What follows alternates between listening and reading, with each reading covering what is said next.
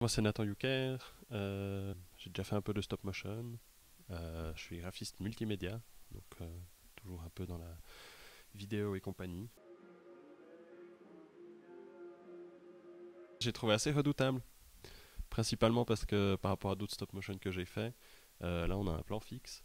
Et du coup, pour raconter quelque chose avec un plan qui ne change pas, c'est sacrément plus dur. Du coup, il y a certaines choses que je voulais faire comprendre, puis il y a eu un moment où j'étais un peu ah bah ça serait bien d'avoir un gros plan sur un truc qui est écrit dans la main du personnage ou comme ça, bah là on peut pas. Alors faut trouver un peu d'autres combines pour ça quoi.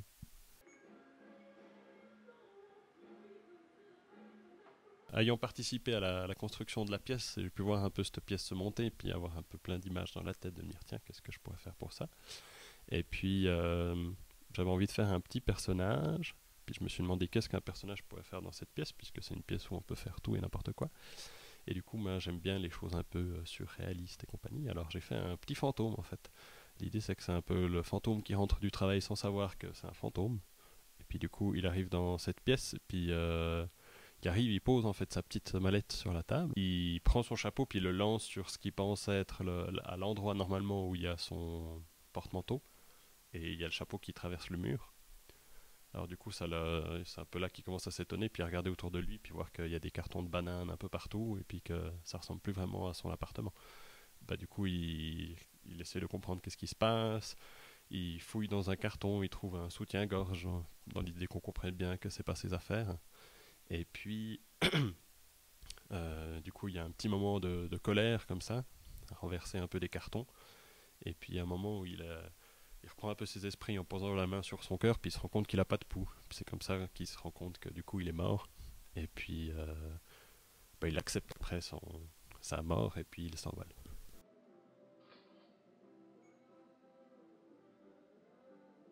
Moi, je le lis pas mal à la- à l'art de la marionnette, c'est-à-dire donner vie à des choses qui n'ont pas de vie. Puis du coup, je trouve ça très proche de l'imagination, et peut-être aussi de l'imagination un peu de l'enfance, comme ça, où on joue avec ces petites voitures. Ben là, on joue avec tout et n'importe quoi. On peut animer une petite tasse. J'ai dû faire des tests dans la maquette où j'ai fait déplacer mon téléphone ou la tasse de café que j'étais en train de boire pour pouvoir faire des tests. Et puis, c'est toujours assez magique parce que c'est presque comme ça qu'ils ont le plus de vie, puisqu'il y a un être humain qui leur donne de la vie, vraiment en le déplaçant, par rapport à de l'image de synthèse ou des choses comme ça.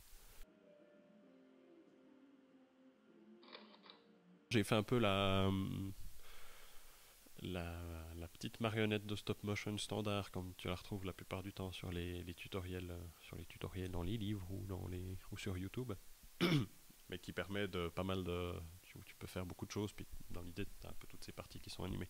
C'est-à-dire que tu fais tout un petit squelette en fil de fer, parce que t'as pas les moyens d'acheter encore un beau truc avec des rotules et tout. Donc là, vraiment fil de fer sur lequel tu colles de la mousse pour donner un peu les épaisseurs du corps, puis tu découpes. Alors ça, tu peux vraiment sculpter en quelque sorte ta marionnette. Après, tu mets du latex pour avoir un rendu un peu peau, puis permettre un peu que tout colle ensemble. Puis ce qui est bien, c'est que justement, tu peux animer les doigts et compagnie. Je m'appelle Milena, euh, je suis bijoutière, je fais un peu plein de trucs, comme de la peinture, de la bijouterie, et puis des trucs pour la plage, des sipons, des trucs. Bah, c'était chouette, j'avais très peur parce que j'ai jamais fait ça. Et puis après, en fait, c'était rigolo. C'est sûrement pas parfait, mais ça marche assez bien.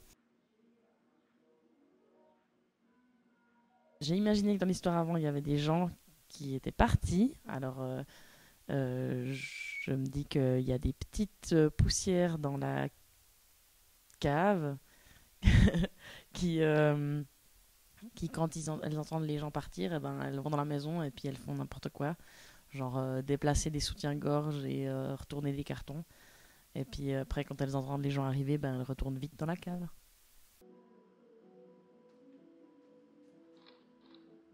Ben, je sais pas ce qui s'est passé. Je pense qu'il y avait des gens parce qu'il y avait un soutien-gorge. Mais je sais pas exactement ce qui s'est passé. Et puis vu la personne qui est passée avant moi, j'imagine que c'est peut-être juste, il a peut-être juste mis un soutien-gorge de manière fourbe pour qu'on pense qu'il y a eu du sexe et en fait il n'y a pas eu de sexe.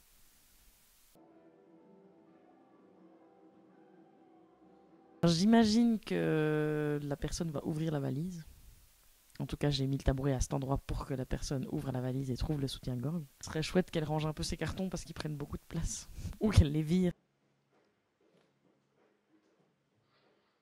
J'ai utilisé des flocons de laine. En tout cas, c'est ce qui était écrit sur la boîte. C'est trop chouette et j'ai envie de faire ça toute ma vie. Ouais, non, je trouve ça hyper cool. On peut faire plein de trucs et puis ça, je trouve que ça a tout de suite une âme. Enfin, quand on filme des trucs ou quand on fait des trucs en dessin comme ça, il faut quand même être vachement calé pour donner qu'il y ait un bon rendu. Alors que là, c'est directement un peu rigolo et mignon. Je m'appelle Mélissa et dans la vie, je fais des dessins et un petit peu d'animation.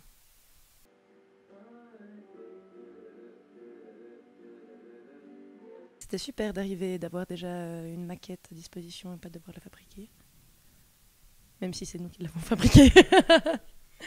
Mais c'était super de pouvoir se concentrer sur juste l'animation pendant une journée.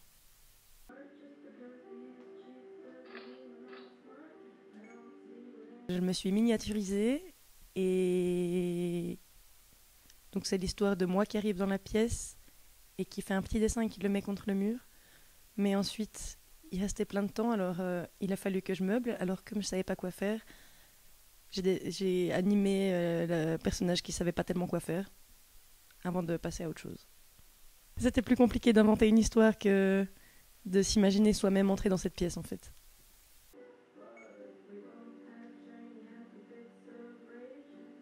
Je leur ai laissé un petit dessin d'une maison, le crayon pour dessiner, au cas où ils veulent dessiner.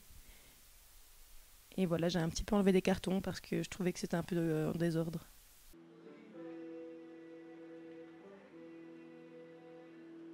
Alors il s'est passé quelque chose avec de la ouate, parce que j'en ai retrouvé. Du coup, ça m'a fait un peu le mystère de la ouate mystérieuse. Donc je sais pas trop, il y a une valise qui a été laissée là. J'ai pas osé regarder dedans. Donc je sais juste que quelqu'un a amené une valise et qu'il s'est passé quelque chose avec des nuages ou de la ouate.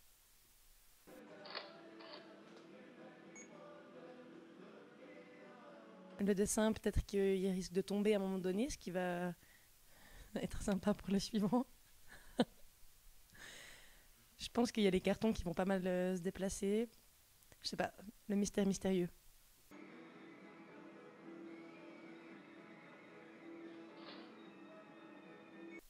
En fait, il fallait que j'utilise quelque chose de très léger parce que j'allais utiliser des aimants pour la faire tenir debout. Et si je faisais quelque chose de trop lourd, en fait, les aimants n'auraient pas tenu le coup.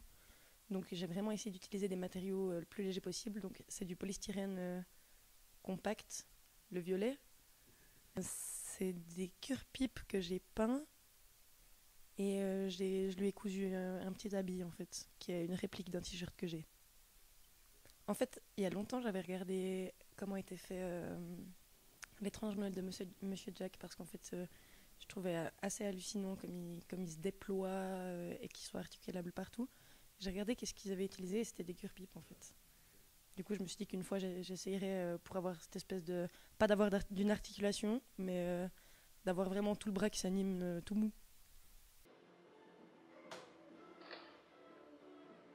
Je pense qu'avec très peu de matériel, on arrivait à faire quelque chose de chouette, en fait. Du coup, c'est bien pour les gens pauvres comme nous. C'est agréable de bricoler des objets en miniature. J'aime bien faire ça, en fait. Qu'est-ce que ça permet? Ça permet d'animer simplement quelque chose, en fait. Et de se prendre pour Dieu, comme ça. Il est vivant!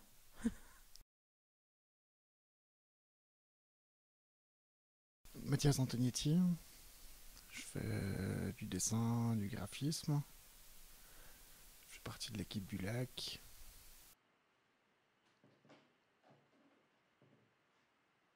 Épuisant mais super.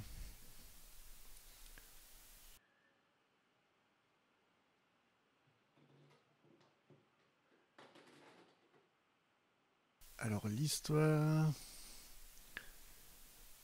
il y a du sexe, de la violence et une petite note de poésie.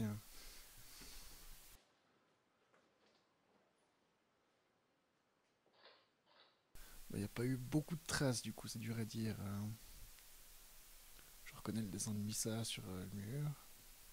Sinon, j'ai de la peine à dire.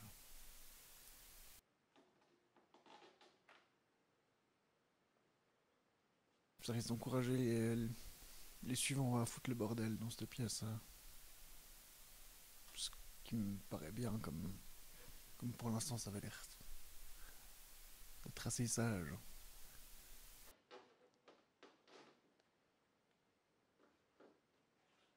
Un pâte à modeler. euh, avec dessous un de ces trucs. Enfin, c'est mannequin pour le dessin.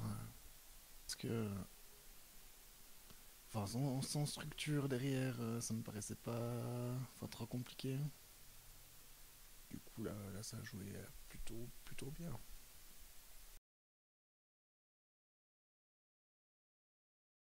Johan Katz. Je suis graphiste et bidouilleur et magouilleur et je fais plein de trucs. Je fais partie du lac. Non. Chaud. Essentiellement chaud et long. Mais je crois que c'est la base du stop motion. Long. Pas toujours chaud. C'était rigolo. J'ai bien rigolé. J'ai bien aimé arriver dans un truc et puis pas du tout savoir quoi faire. Enfin, pas du tout savoir comment faire et puis avoir un peu un personnage que je maîtrisais pas bien puis commencer à réfléchir à comment le bouger. Et puis à 9h du matin, j'étais un peu tout handicapé avec mon personnage puis j'arrivais pas bien lui faire des trucs. Puis en fin de journée, là il est 17h. J'avais trouvé plein de trucs puis il était tout content puis il avait l'air vachement plus vivant qu'au début. Puis j'ai bien aimé l'évolution.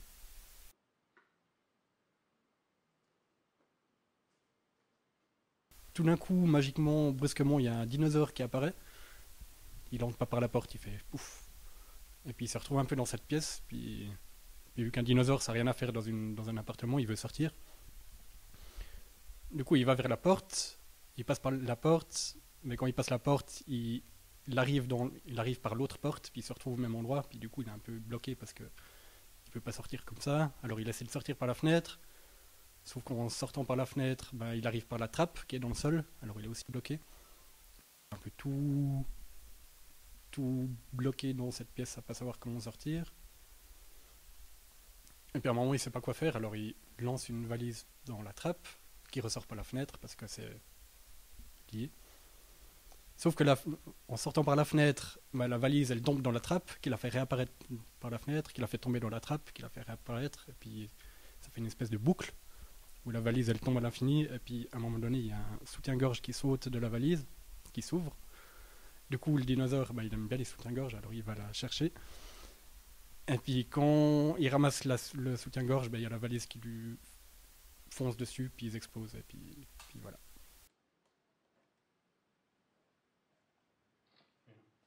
Du coup j'ai ouvert un peu tous les tiroirs où on a un peu plein de trucs rigolos pour faire des machins. Et puis il y avait un livre d'origami qui permettait de faire plein de dinosaures. Alors j'ai ouvert ça, puis il y avait le Tyrannosaure Rex qui était joli.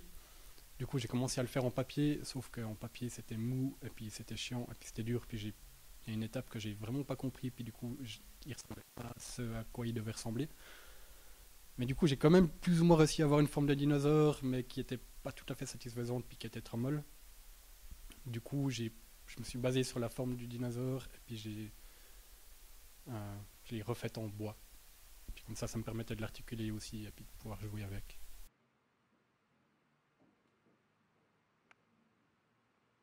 Je sais pas trop, il y a eu, je pense, un grand bordel juste avant moi, parce que il y a un peu toutes les meubles qui sont renversés, pétés avec une explosion de sang. Je pense qu'il y a dû y avoir un combat ou un suicide ou une auto-explosion. Après, dans les signes nouveaux, il y avait juste un petit dessin sur un mur et puis une valise, puis du coup ça indique pas trop sur... Je sais pas.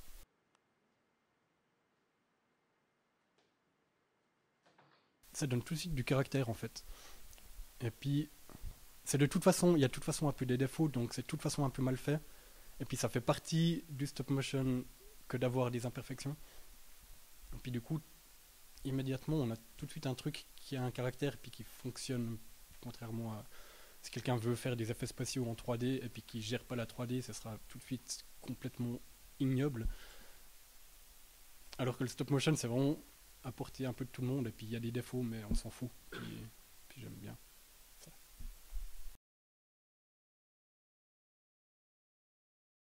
Je m'appelle Philippe Maté, je suis graphiste à mon compte sur Vaud. Et puis je suis aussi technicien audiovisuel aussi à mon compte.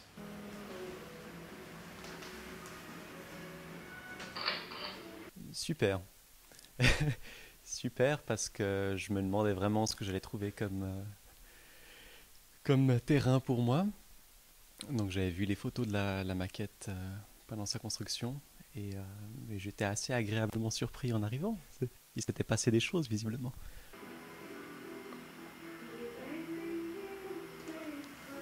Mon personnage entre dans la pièce, il voit que c'est le bordel, alors il décide de faire un peu pour chercher des choses intéressantes et malheureusement à la fin il a une mauvaise surprise.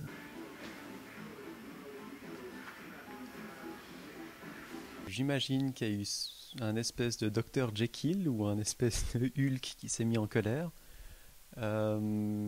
Et je sais pas s'il y a eu un tueur en série ou un peintre en bâtiment pas très doué. Ils ont foutu un beau bordel en tout cas. Soit ils vont jouer avec ce que j'ai laissé, soit il va se passer tout à fait autre chose. Je sais pas s'il y aura encore des poulpes extraterrestres ou on verra.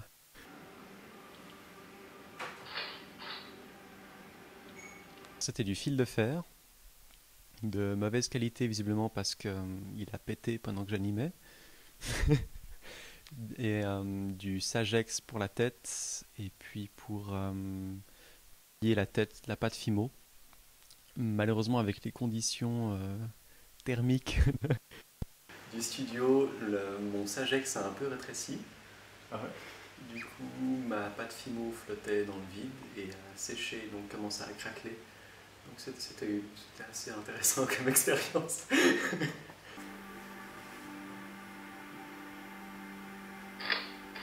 Ça permet vraiment beaucoup de liberté.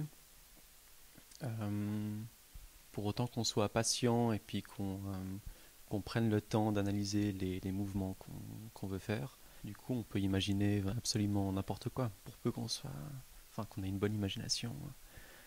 Tout est possible.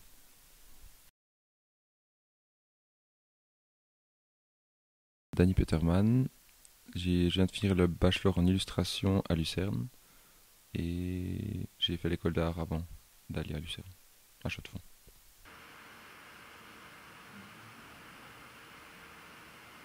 C'était plus compliqué que ce que je pensais et c'était heureusement qu'il y a des gens qui étaient avant moi et qui ont déjà fait des choses dans le décor, sinon je pense que j'aurais pas peut-être trouvé l'inspiration pour faire quelque chose si ça avait été tout clean, tout propre.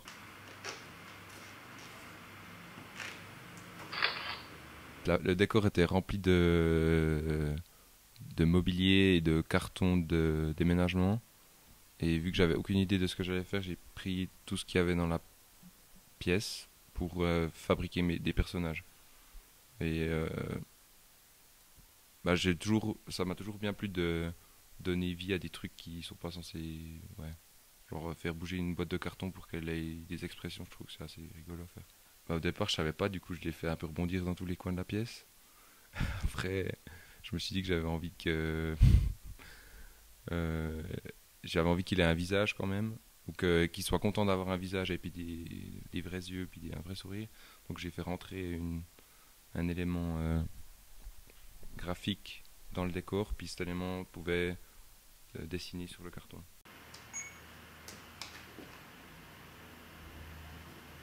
Un meurtre. C'est certain.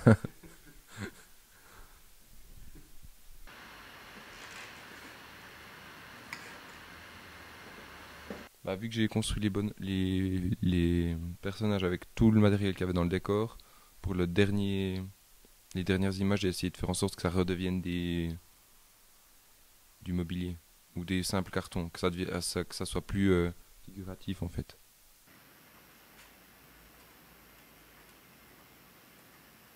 Le stop motion en lui-même, c'est une manière de faire bouger les choses qui a ses propres. C'est une technique spécifique, on va dire, pour faire bouger les choses, pour donner du mouvement et puis ouais, pouvoir créer quelque chose qui a un mouvement en fait. Et puis ça m'a toujours intéressé, mais j'avais jamais fait encore du stop motion, donc je trouve que c'est hyper intéressant, mais je crois que ça demande trop de minutie pour moi.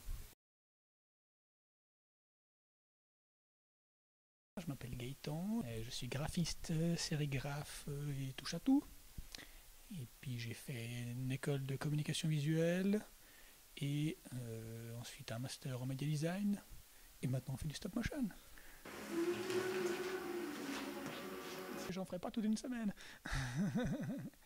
Ce que j'avais déjà fait une fois. Non, c'était sympathique de se remettre dedans, mais c'est vrai qu'il faut être un peu maniaque comme ça. Puis il faut prendre des pauses du coup. Mais le résultat après est sympathique, donc ça fait toujours plaisir de jouer à la poupée, quoi. A priori, il y a dû avoir quelques meurtres, un peu sûrement 2-3 trucs un peu gore, style sexe ou je sais pas quoi. Il y a des traces blanches un peu douteuses. Et puis forcément, il y a des punks qui sont venus taguer les murs, quoi, parce que bon, sinon c'est pas drôle.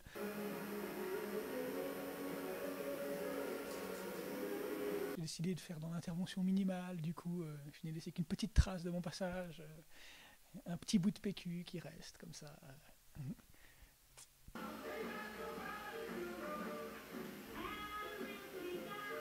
Juste le trip de la marionnette qui est du coup un rouleau de PQ et qui du coup peut se permettre de jeter du PQ et qui a une espèce de volonté un peu de vouloir justement ranger et cleaner le truc, mais ça marche pas, du coup il repart dépité.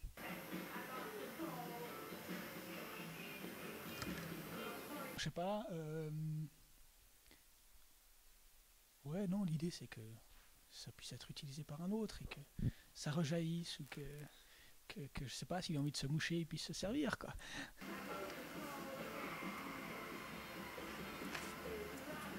L'idée c'était d'avoir fait un bonhomme une armature en fil de fer, parce que ça du coup on sait par expérience que c'est beaucoup plus facile à animer et à voilà. Et puis par dessus j'ai mis un peu une bande de papier pour couvrir, pas qu'on voit l'armature complètement, avec l'idée un peu que du coup comme c'était entortillé, on puisse un peu agrandir les membres un peu à volonté. Ce qu'on ne voit pas spécialement beaucoup dans les déplacements, parce que voilà, ça va un peu trop vite quand même.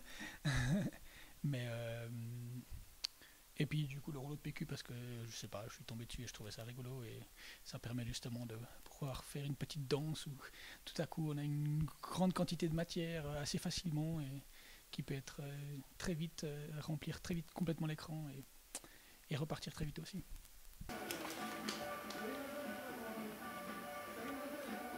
Quelle est la spécificité du stop motion? Je dirais que je pense que tu peux revenir plus facilement en arrière, un petit peu en arrière, à 2 images près, surtout avec justement le système des pelures d'oignons. Moi, la 3D, de toute façon, j'aime déjà pas, mais du coup, ça me paraît vachement compliqué, et puis tu dois rendre et tout. Là, c'est quelque chose de quand même vachement... Je pense que c'est le plus direct à faire, en fait. Entre guillemets, le plus simple, mais le plus il faut un peu connaître la manière de faire le mouvement, et etc. Mais c'est le plus brut et le plus direct. Quand tu dessines, tu dois t'amuser à redessiner tout le truc à chaque fois, enfin pas tout le truc, mais ton personnage à chaque fois, etc. Là, tu peux vraiment faire des petits mouvements tout simples, assez rapidement, et puis ben voilà, en une journée, tu arrives à avoir 1 minute de film. Je pense qu'en dessin, tu galères un peu plus, et puis ouais. Et puis bon, après voilà, on triche tous et on utilise des boucles pour faire répéter les trois petits machins, mais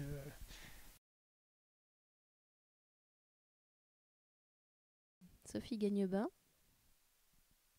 Je fais de l'illustration, un peu de graphisme, de la sérigraphie. Et puis, je travaille dans le web design.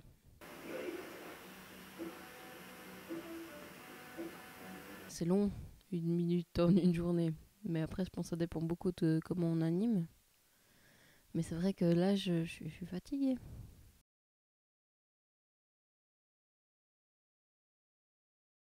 Ah oui, il s'agit d'un dératiseur qui vient pour éliminer les rats qui sont plus malins que lui, en fin de compte.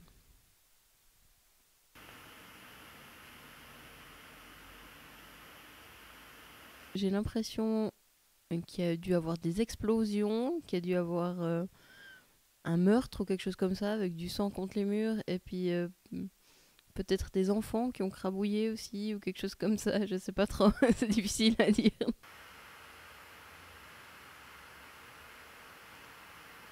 Moi j'ai utilisé de la feutrine, et puis du fil de fer à l'intérieur pour pouvoir articuler les figurines.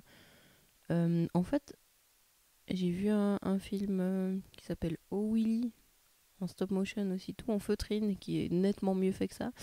Et ça m'a donné envie d'essayer ce matériel-là. J'avais jamais essayé avant, puis en fait c'est ultra pratique, c'est assez vite fait, et puis ça rend vite bien en fait. En plus ça donne un petit côté tout smooth comme ça.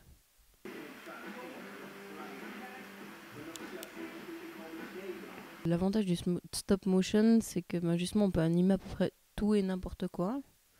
Ce qui fait que ça permet beaucoup de créativité justement dans la création, autant de l'espace que des figurines. Et puis un côté très fait main. On revient à quelque chose de beaucoup plus manuel, puis quelque chose de beaucoup plus humain quelque part que les films d'animation qui sont des fois un peu trop léchés et puis un peu trop propres. J'aime bien ce côté un peu plus sale, un peu plus... il y a une empreinte dessus, quelque chose comme ça.